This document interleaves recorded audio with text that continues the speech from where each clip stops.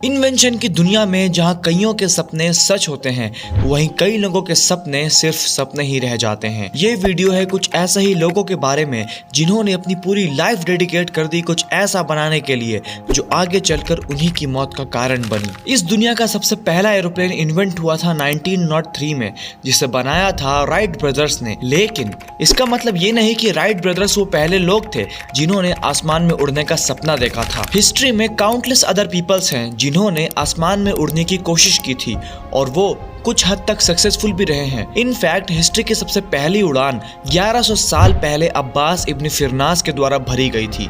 लेकिन इस वीडियो में हम उनकी नहीं बल्कि एक ऐसे शख्स की बात करेंगे जिसका जन्म हुआ था 1848 में। ऑटो लिलियनथल जर्मनी में पैदा हुआ एक इंजीनियर था जिसका ख्वाब था कि वो एक दिन आसमान में उड़े, और अपने इस ख्वाब को पूरा करने के लिए ऑटो ने जी जान लगा दी और उसने एक दिन कुछ ऐसा इन्वेंट कर दिया जो उसके इस ख्वाब को पूरा कर सकता था।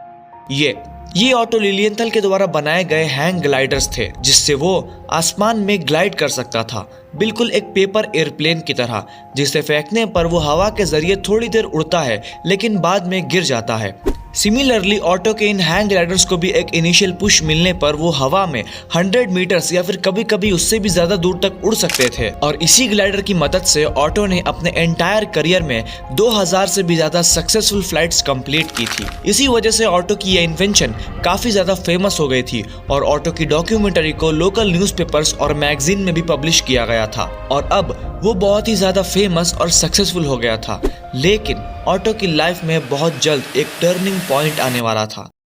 ऑटो ने अपने हैंग ग्लाइडर्स का एक नया वर्जन बनाया था जिसमें उसने कुछ चेंजेस करके उसके फ्लाइंग डिस्टेंस को बढ़ाने की कोशिश की थी और ऑटो ने डिसाइड किया था कि वो अपने इन नए हैंग ग्लाइडर्स को लोगों के सामने टेस्ट करेगा। इसीलिए 9 अगस्त 1896 को ऑटो एक सर्टेन लोकेशन पर पहुंच गया जहां उसे पूरी क्राउड आसानी से देख सकती थी और फिर शो शुरू हुआ। अपने ग्लाइडर की मदद से ऑटो आसमान में उड़ पा रहा था, लेकिन सडनली उसका ग्लाइडर हवा में ही रुक गया और ऑटो तेजी से नीचे गिरने लगा और लगभग 50 फीट की ऊंचाई से गिरने के बाद ऑटो की गर्दन टूट गई और अगले ही दिन उसकी ट्रेजिकली मौत हो गई। ऑटो के इन हैंग ग्लाइडर्स का हवा में सडनली रुक जाने का कारण बताया जाता है कि उसका डिजाइन परफेक्टली एरोडायनेमिक नहीं था और इसी वजह से ऑटो के ग्लाइडर्स हवा में ही अनएक्सपेक्टेडली रुक गए थे। एनीवेज, आज भी ऑटो लिलियनथल को फादर ऑफ फ्लाइट के नाम से जाना जाता है और उसके इनोवेशंस ने राइट ब्रदर्स को काफी ज्यादा मदद की थी उनका पहला एरोप्लेन बनाने के लिए। और अगर आप एंशिएंट इजिप्ट के सीक्रेट्स के बारे में जानना चाहते हैं